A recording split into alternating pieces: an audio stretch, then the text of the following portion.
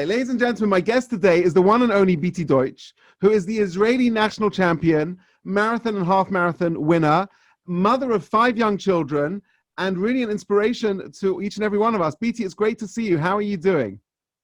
I'm good. Also been a long day here. I'm cross training right now, so I'm doing biking and swimming and kid duties with Corona. So we have a lot going on, but everything's great. Thank God. Wow, that's amazing. And what's incredible is that, Beatie, if I'm correct, you only started running in 2016 professionally, and in the last 4.5 years, at the age of 20... Correction. I only started running in 2016, not professionally, like running for the first time in my life. Wow. So one second. So you started running in 2016, and you're training, and you're going to be an athlete in the Tokyo Olympics, which is now 2021. God willing, that's the plan. So in other words, You're saying there's hope for me to train for Paris 2024? 100%. Always hope. I always tell people. Maybe Los Angeles 2028, but that's be better. They say like the incredible. peak is like 40 for marathon running. So wow. So if you could just share with us a little bit of your story. How did that happen? How did you get into Olympic racing? And tell us your story. This is just incredible. So my story started out with me never ever imagining this in my wildest dreams. It just started out as a mom who was really tired, exhausted, and so out of shape that I wanted to get back to myself. And I said, all right, I got to do something. I got to exercise. I told my husband, like, that's it. I'm running a marathon. The funny thing is most people do like the couch to 5K route, and I did like the couch to marathon route. And I think that once I started running, I really loved it. And the amazing thing about that first marathon was because my husband he convinced me to do this, but he pushed me to actually set a time goal for myself. When I signed up for the race, I was just like, I want to cross the finish line. He encouraged me to see what I could possibly do. And I ended up running a 3-hour, 27-minute marathon for my very first marathon after just 4 months of training. And I always say that because I stepped out of my comfort zone, I did something that was challenging. That is what led me to revealing this gift that I had within me of running. Like I wouldn't have known that I was a good runner if I had just said, I'm going to stay comfortable and like not push myself. I'm just going to, I just want to cross the finish line of the marathon. And so like after that first marathon, I really fell in love with running, kept it up. I ran through my entire pregnancy with my 5th child sleeping over there. And then I was the fastest Israeli woman in the Jerusalem Marathon the following year. And then I had a real breakthrough race in 2019. I was the Israeli national champion in the championship marathon in Tveria, and I ran a 2:42. And that pretty much launched me into my professional running career. Until then, I had been working full-time in Jewish outreach, and I made a decision to leave my job and become a full-time athlete with the support of my Rav and mentor, Rabbi Lawrence Kellerman. And he told me, like, there's no one, you are in a unique position. There's not many other from women, Orthodox women out there who can do what you do. And so you have an opportunity to make an impact with this gift that Hashem has given you. And I thank Hashem every single day for this opportunity. Like, I'm so blessed. Just incredible. People from where I come from, when they think of a Charedi woman with 5 children living in Jerusalem, they don't imagine an Olympic racer. And I'm sure that comes with lots of challenges as well in terms of modesty and dress. And I'm sure if you'd wear certain clothing, I know you proudly wear clothing where you cover your arms and your legs, et cetera, but that must impede your racing ability, surely. How do you balance that? It's funny, like initially, I when people would ask me this question, like, how do you balance modesty and running? I kind of laughed it off because when you grow up the way I did, always keeping modesty, it's like not even a question in your mind. Like, of course, I ran with a skirt my whole life, no big deal. Only when I started getting really serious about my times, like I see how much of a difference it makes. And it's definitely something that can be a challenge. Ultimately, I think that One thing I've said is like, even if I don't fully understand the reason why I have to be modest in the races, you know, like athletes are dressing the way they are strictly for performance. But to me, the idea of modesty is like, it's the trait of humility. It's reminding myself that ultimately the source of my strength always is Hashem. And especially in my field, if you're an athlete, you see everyone saying like, I worked so hard for this. And like, yeah, you do have to work really hard. But at the end of the day, I know 100%, like it's not any of my hard work. Like Hashem gave me this gift. And I feel like when I'm wearing modest clothing, to me, it's so important to uphold those standards, even if I have questions about it, even if sometimes I wonder, who cares if my knee's showing? No one, like, I don't care. I'm going to follow the rules of modesty because I want to be like living like that trait of humility all the time. I want to remind myself who's running the show all the time for me. And it keeps me humble. That's incredible. That's incredible. And that's not the only challenge you face. I know one of the other challenges is that in Tokyo Olympics in 2020, which is now being deferred to 2021 because of Corona, one of the challenges you faced was one of the main races that you're trying to qualify for, maybe you have qualified for, it's on Shabbat, which of course presents lots of obstacles. Can you tell us a little bit about that and how you're trying to challenge that with the Olympics? Yeah, you know, when I started getting into the field of marathoning, I thought this is so great because almost all the races are always on Sunday. So it's like it didn't seem to clash at all with being an Orthodox Jew. And I wasn't able to participate in the World Championships in 2019 because the women's marathon was a Friday night. But I wasn't bothered by it because I'm like, all right, I have Tokyo. Like that's my big dream.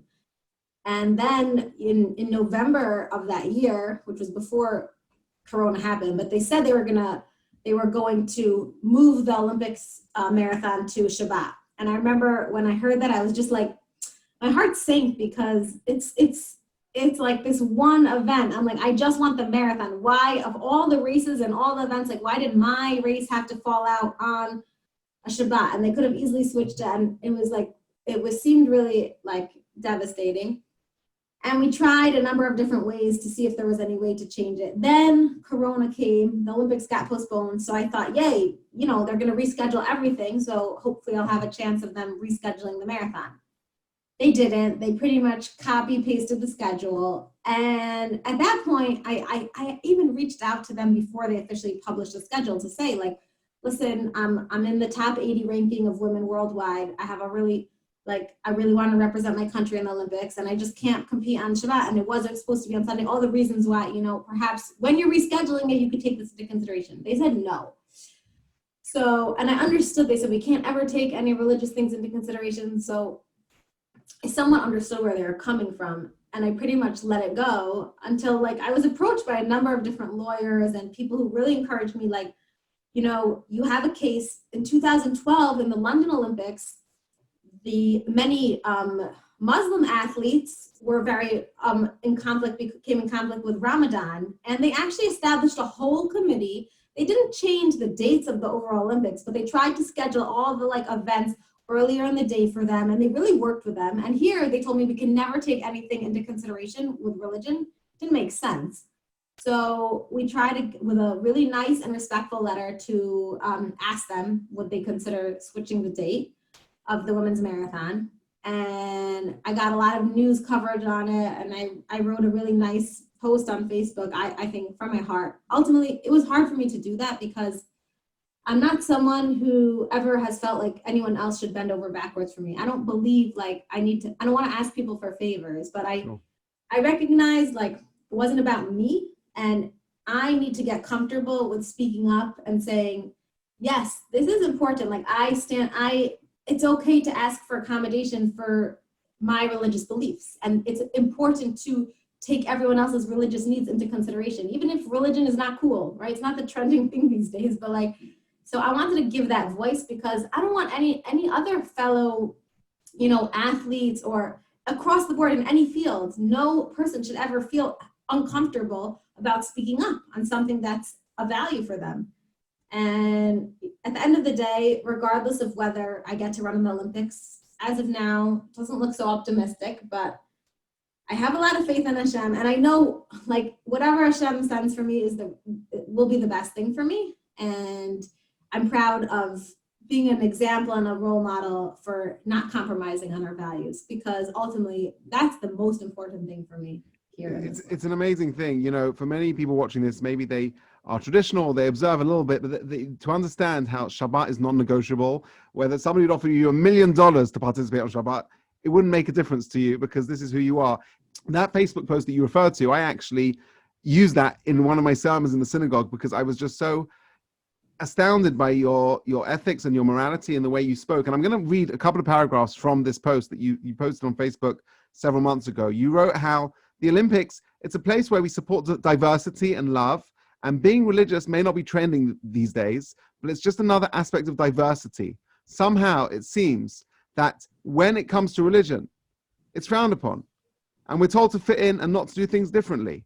The Olympic Charter, which lauds the practice of support and of sport and as human right to be guaranteed without discrimination of any kind, and additionally, this concept of reasonable accommodations for religious beliefs and observances is a well-established principle. And I think that really sums up so beautifully what you were trying to articulate there. Can I ask you just in a sentence to explain to our listeners, what's the big deal of running on Shabbat? Why is that a problem Jewishly? Yeah, so the truth is that for someone, I asked my rabbi this, for someone who is an amateur everyday jogger, and they just love running, they're just running for the sake of purely love of running, you could technically go out and run on Shabbat. It might be an issue if you don't want to get sweaty and shower, whatever that, but you could go out. But for me, it's my job. It's what I do for my career. So the biggest thing on Shabbat is don't work on Shabbat. I can't do my job on Shabbat of running. Like, besides for that, then you'd get into an issue. You can't run in a certain distance outside of a city. Most of the marathons wouldn't be compatible with that. There's electronic chips. There's a lot of, but like the biggest thing for me is this is my career. So I'm not going to do something that's my job on the day of rest for me, you know? And like, I think that when you truly appreciate Shabbat and you know how powerful it is and how special it is and how like necessary it is for our life, you don't even want to do something like that on Shabbat. It's like, no, this is my day to spend with God, he's the one who's giving me these gifts to use them. And the one day of the week you like pull back and you say, you're running the show, Hashem. I'm not going to run on your day. It's like not a question. There's a beautiful line on your website where you describe how you used your skills to learn how to apply this training to the marathon of life. And I'm curious to know how you balance life. You've got 5 young children and a family, and you're training to be an Olympic level athlete. How do you juggle everything? How do you balance everything?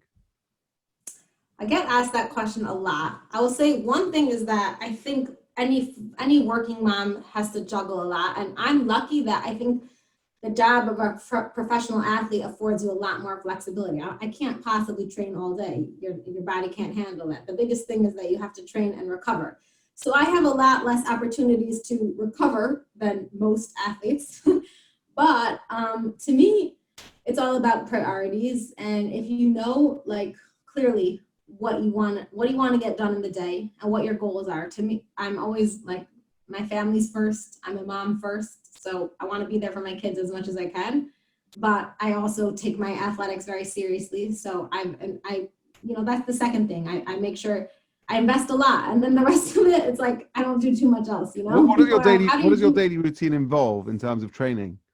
Yeah. Well, the truth is right now I have like a minor injury, and it's actually a lot more work because I literally have to cross train a ton, and I had to go to Jerusalem just to run on this special kind of treadmill. So like tomorrow my day will look like get up at 6:15, get in some morning prayers, get my kids all ready for school, drive them to school on the way to Jerusalem.